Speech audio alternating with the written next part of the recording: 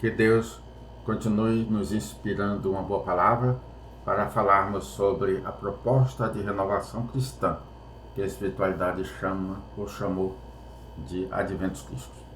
Então nós estamos respondendo as perguntas, mas gostaríamos de salientar que estamos à disposição, por isso que aparece sempre aí o número do Zap para vocês questionarem.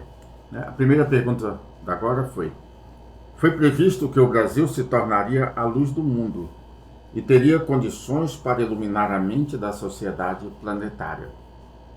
Qual o papel de Portugal num momento tão especial para a Terra? Bem, nós todos sabemos, e isso aí foi previsto já há muitos anos, que o continente europeu passaria por maiores danos das diversas situações que nós vamos enfrentá-las de agora em diante. Então, o que é previsto é que Portugal vai servir de trampolim. Nós já falamos isso em outras oportunidades e também colocamos no livro Adventos Crísticos. Serviria de trampolim para que milhares e milhares de europeus atravessassem para o Brasil e tomassem conta, passassem a fazer parte desse universo da América Latina.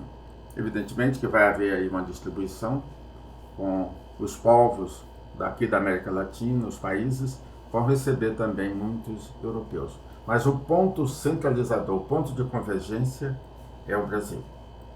Tá? Então Portugal vai ser importantíssimo, razão pela qual nós, desde 1999, estamos interagindo com Portugal para tentar passar, pelo menos, parte da mensagem da renovação cristã. E já envolvemos bastante pessoas, graças a Deus, e a espiritualidade trabalhando, motivando aquelas pessoas para que se melhorem, se integrem, trabalhem-se, evangelizem-se, para que nós continuemos encarnados dentro do tempo previsto para a nossa atual encarnação. Por estarmos nesta turbulenta fase de transição planetária, pode a oração nos encorajar para enfrentarmos a ameaçadora tempestade apocalíptica e permanecermos equilibrados? Não tem como padronizar uma sociedade primária, o desnível social, o desnível evolutivo, a concepção que cada um tem de Deus, ou que as pessoas têm de Deus, é muito diversificada.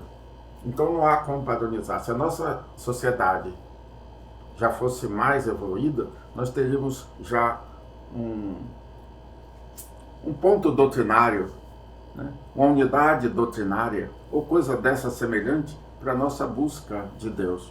Então a vida biológica seria sempre, seríamos gratos pela oportunidade da reencarnação, mas conscientes de que aqui é uma escola planetária para adquirirmos valores morais e, consequentemente, valores éticos. Então, estamos nessa turbulência. Para mantermos equilibrado, vai depender muito do grau de consciência que nós já temos, do eterno Pai, do eterno Criador e a nossa temporária vivência biológica. Enquanto nós estivermos aqui ignorando as leis fundamentais do Criador, evidentemente que, em função do tempo, principalmente com as nossas doenças. E também um item muito importante é que raramente se encontra alguém com a idade avançada, a idade biológica avançada, que continue com o humor. A gente vai perdendo o humor em função da idade, porque a gente vai vislumbrando o desencarne. Mas para nós que já concebemos que a vida é eterna, o desencarne é apenas uma mudança de ambiente. Diante da atual turbulência, sobre a turbulência, diante da atual turbulência mundial, como o Brasil encontrará meio e energia, força para conscientizar a humanidade de que as leis da evolução espiritual exigem mudança de todos nós? Todos nós sabemos, né? Quando nós somos ainda crianças, biologicamente falando, então, vamos preparando os nossos filhos no sentido de que eles compreendam quando chegarem na juventude, principalmente quando estiverem adultos, que a vida biológica é temporária. Eles trabalharem-se, evangelizarem-se, buscarem o despertar do seu Deus interior, porque muitos admitem, parece que admitem, ninguém tem essa experiência, mas parece que admitem que são eternos. Aí nós alimentamos a arrogância, a prepotência, a vaidade, a soberba, né? E num segundinho nós deixamos o corpo biológico. E agora que nós estamos nessa fase de transição, nós até falamos recentemente, nós vamos ter muitas mortes súbitas. As pessoas não conseguem relaxar, não têm uma vida mental, não têm equilíbrio, não têm humor para conduzir a vida. Então, o nosso cérebro tem resistência, mas é limitada. Nosso coração tem resistência, mas é limitado. Então, esses dois pontos do nosso corpo biológico são fundamentais para nós mantermos a nossa vitalidade.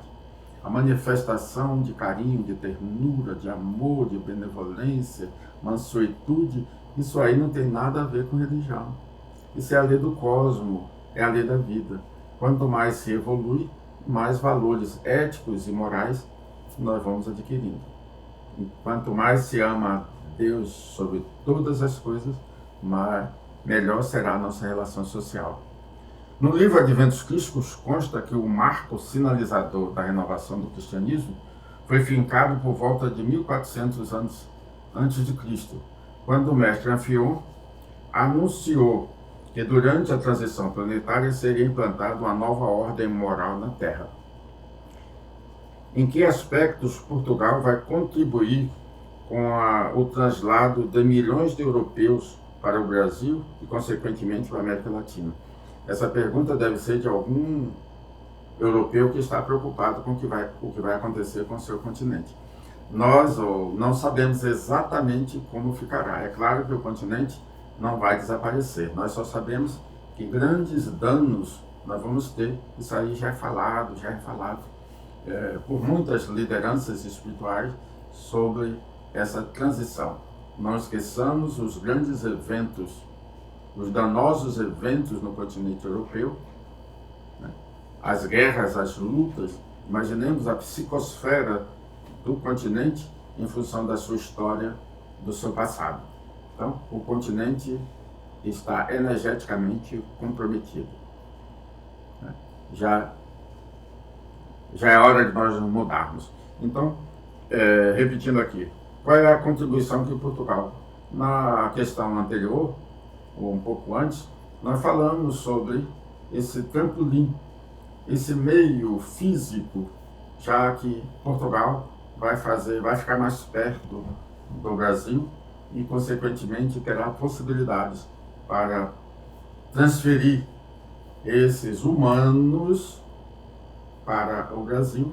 E o Brasil, até num livro, me parece que é Os Novos Rumos do Cristianismo, nós colocamos que seria o ideal que o governo federal brasileiro já fosse alocando esses europeus, né, e de outros também, da Ásia. A China tem uma humanidade muito grande, a Índia, né, alocando esses que estão em excesso nos seus continentes, nos seus países. E o Brasil ainda tem capacidade, segundo Pietro Baldi, para mais 300 milhões de espíritos encarnados.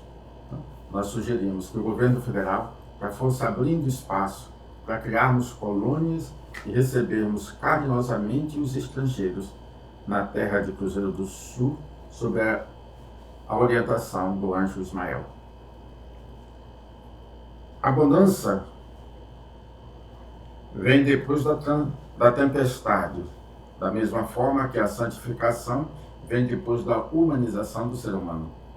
Qual será a ação do Brasil para humanizar uma sociedade cuja maioria desconhece as leis da reencarnação e a lei de causa e efeito? Esse aí é um item que eu acho que todo mundo, e de agora em diante nós vamos ter. Desde que o planeta está numa fase de seleção, os ignorantes, e por ignorância tem conduta, tem ações que contrariam as leis, os estatutos da vida, então esses ignorantes repetindo o que falamos anterior, estamos na derradeira oportunidade, que Deus sempre oportuniza, mas Ele oportuniza para o nosso crescimento. Então, aqueles que estão agora encarnados, e também outros tantos milhões desencarnados, que ainda não conseguiram dar um salto qualitativo nas suas aspirações, o tempo é muito curto, mas para Deus tudo é possível. Um ato de amor pode nos levar a uma frequência, a uma mudança, a um alcance. Já imaginou sentirmos a bonança? Sentir a bonança é sentir o Cristo. Sentir o Cristo é sentir a essência alimentadora da vida do nosso planeta. Então, vamos lá. A bonança, de que maneira a maioria das leis desconhece as leis? Porque conhecer a lei da reencarnação, isso modifica totalmente as nossas aspirações. Isso é lei universal, não é terrena. Nós estamos aí soletrando ainda as leis fundamentais da vida, a reencarnação e causa e efeito. Mas nós sabemos que a reencarnação é uma constante. E fazia parte da mensagem de Jesus. Nós deixamos de pregar a reencarnação a partir do ano 553, conforme falamos, quando Teodora solicitou do seu marido, Justiniano, que interferisse. E ele solicitou da igreja e a igreja aceitou. Substituiu a palavra reencarnação por uma outra qualquer, principalmente pela ressurreição.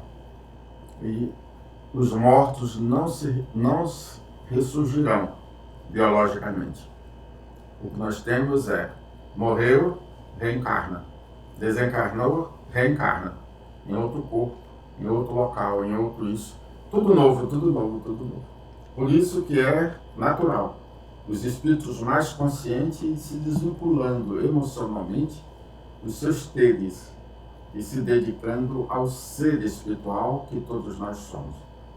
Aí nós estamos dando sentido divino à nossa vida. Então as leis de causa e efeito, olha, causa e efeito, uma lei universalmente conhecida, faz parte da literatura, da ciência, das religiões. Todo mundo sabe que toda ação gera reação. E por que nós temos ainda ações que contrariam os princípios éticos e morais de uma humanidade? Nós sabemos que Deus, pela sua infinita bondade, nos perdoa. Mas nós confundimos a palavra perdão como se pudéssemos zerar as causas que nos comprometeu. Quando se fala da bondade de Deus, é Ele nos oportunizar sempre, através da reencarnação, para nós quitarmos cetil por cetil, pagando cetil por cetil daqueles pontos que nós não tivemos uma conduta elevada, uma conduta cristã. Então, conhecermos qualquer religião, qualquer ciência, qualquer fonte do conhecimento, isso não depende de religião, depende do homem. Toda ação gera reação. E nós temos que rever os nossos conceitos num momento tão especial de transição planetária. Então, continuemos juntos e vamos pedir a Deus que nós ainda permaneçamos encarnados, mesmo nessa turbulência de fim dos tempos, tempestade, mas nós queremos sentir a bonança, queremos sentir o Cristo amor. Que Deus continue conosco.